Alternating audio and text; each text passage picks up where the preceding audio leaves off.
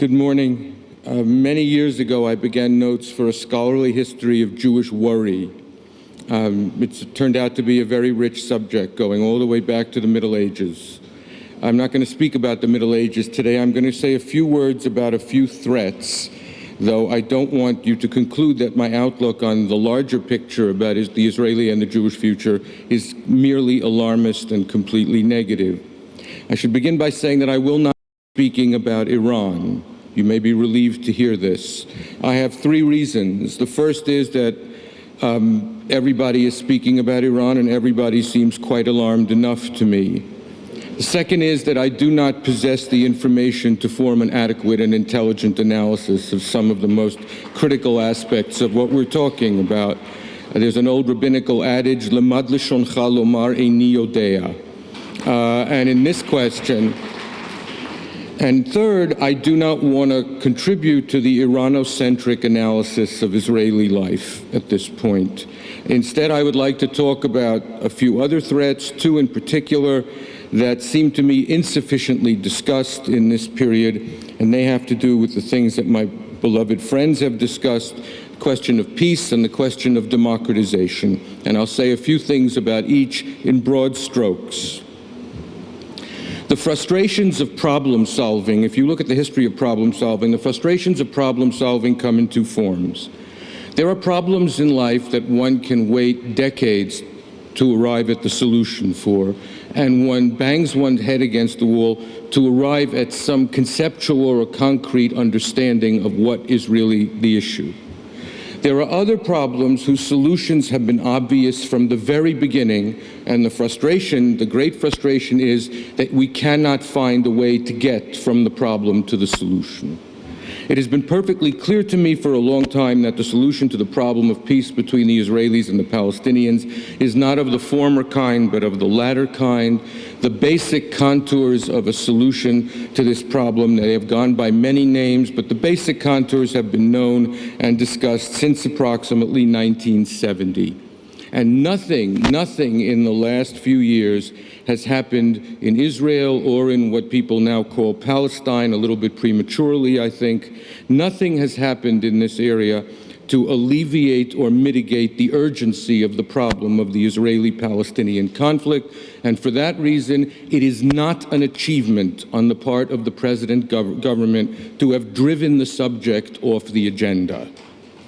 Now, there have been changes in the Israeli-Palestinian conflict. On the Palestinian side, there is a civil war raging with various degrees of intensity. One party to that civil war, of course, is Hamas. The rise of a radical Islamicist Palestinian national identity is the single most important innovation, if you will, in the Israeli-Palestinian conflict since its origins.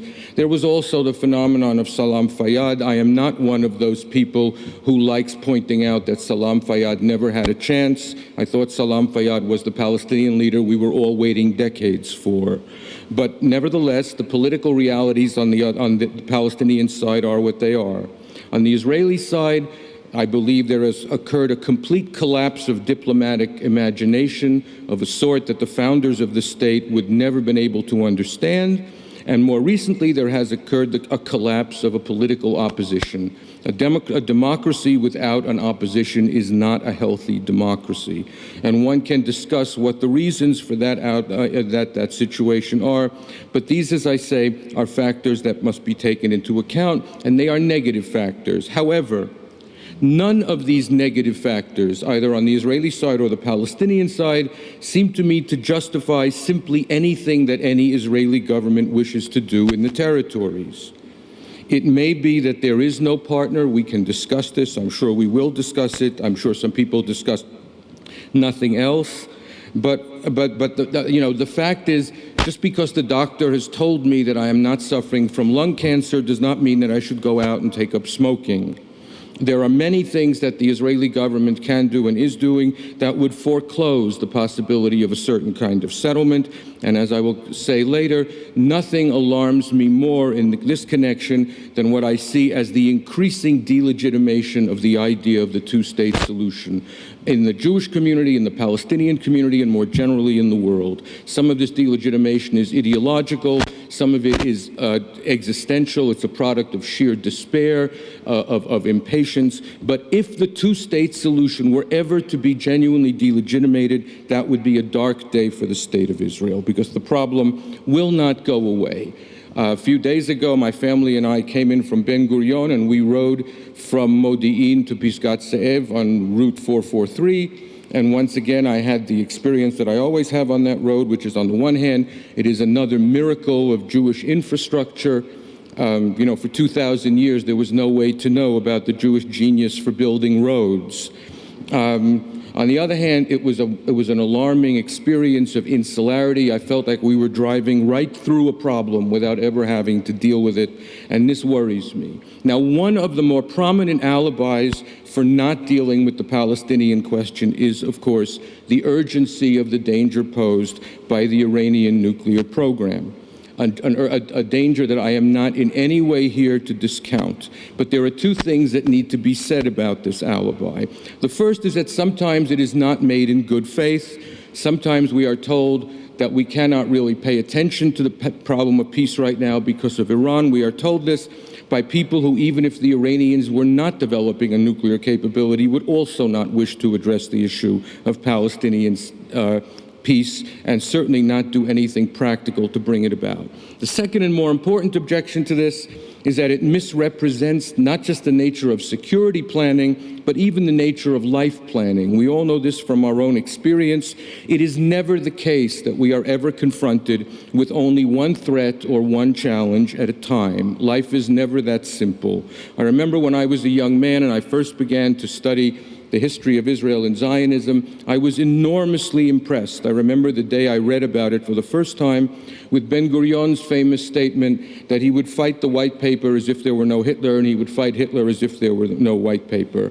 And I remember thinking that was the essence of wisdom. There is never only a single threat. And so I believe that Israel must press for peace, even as it deals with the Iranian nuclear threat, and it must deal with the Iranian nuclear threat even as it presses for peace. Democracy and democratization.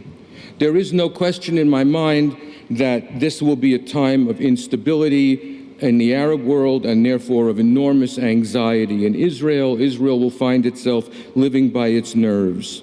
Now, in some instances, the analysis is a little bit clearer. In the case of Syria, for example, it seems clear that the fall of the dictator would bring enormous strategic benefits to the Jewish state. In others, it is not so clear. The most frightening one is the case of Egypt. It all depends on your analysis. We have discovered that, certainly from the aftermath of Tahrir Square and in other places, that in the Arab world, even politically progressive forces can be socially conservative. And the political empowerment of certain radical Islamic elements, though I am not here to tell you that all Islamic elements are radical, I believe that they are not, but the political empowerment of the radicals is indeed deeply worrying,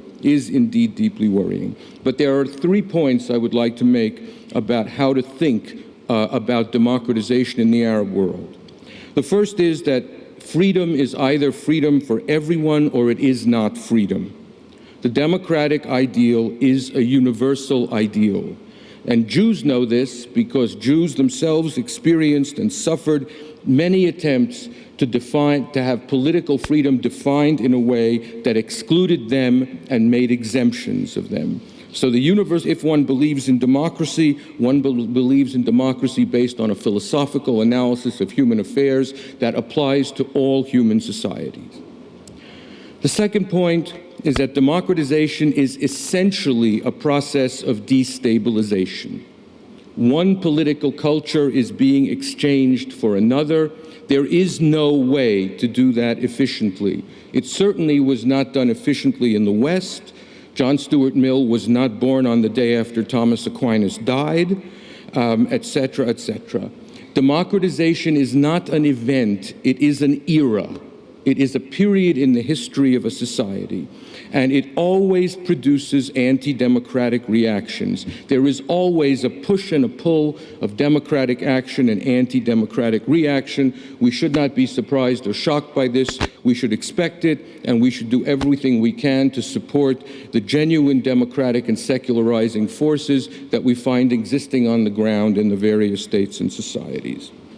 Now, there is a third point that I want to make about democratization that might shed a little bit light about how to understand Israeli uneasiness about democratization in the Arab world, and this has to do with an analogy that can be brought from the political history of the Jewish people in exile. Lahavdil elef alfei havdalot, Israel is a sovereign state. The Jews who live here are no longer in exile, but nonetheless, I believe that the following is instructive. Jewish historians who have studied the political history of the Jewish people noted a long time ago a consistent pattern in Jewish political history, and it was that the Jews always preferred vertical alliances to horizontal alliances. The Jews always preferred a direct alliance with the king or the prince or the bishop in favor of attempting to build bridges and alliances with local populations. This vertical alliance was usually an illusion. It almost never worked. If you study the history of the vertical alliance in Ashkenaz, in France and Germany, if you study it in the Iberian Peninsula, you discover that, in fact, it was a myth.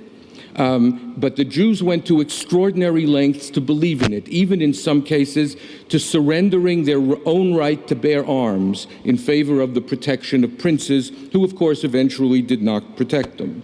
The purpose of the vertical alliance was to politically neutralize the masses, whom the Jews did not trust, and to do so by relying only upon the aristocratic or the ecclesiastical elite.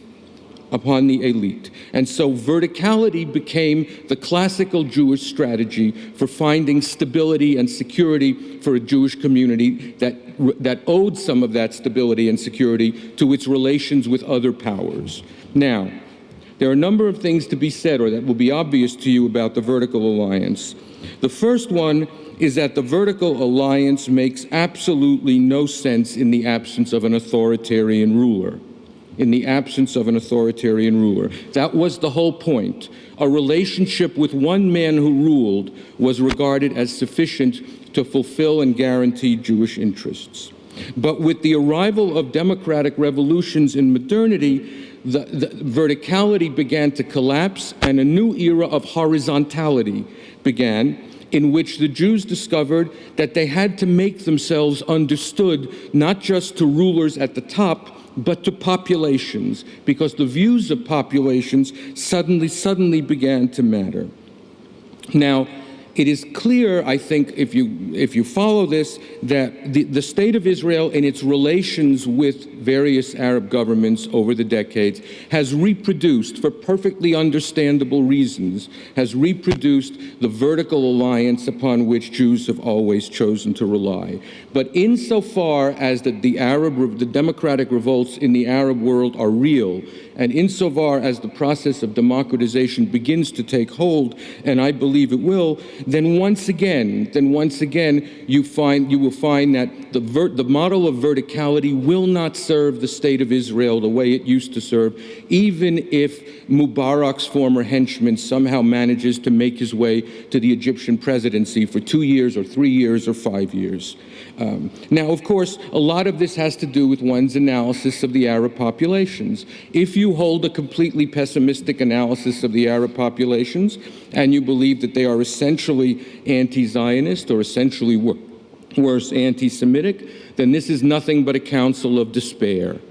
If you take a more complicated view and note that none of these rebellions were primarily about Israel or about the United States, even though anti-Zionism and anti-Semitism remains a useful expedient for every element that wishes to hijack or distort the revolution. But if you listen closely to what Egyptians and Tunisians and Libyans and incredibly valiant Syrians are now saying, they are not talking about the Jews. They are not talking about the Jews. They are talking about their desire to finally participate in the modern world, which in the Arab world is an enormous Herculean task, is a genuinely Herculean task.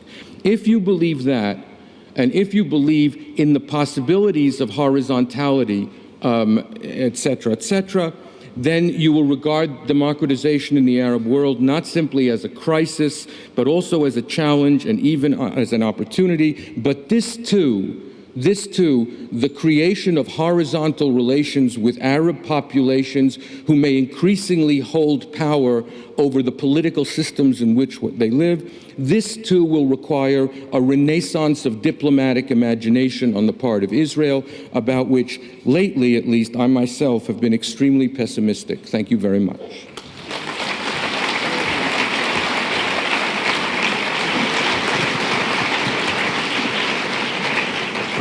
Thank you very much, Leon. It was very interesting.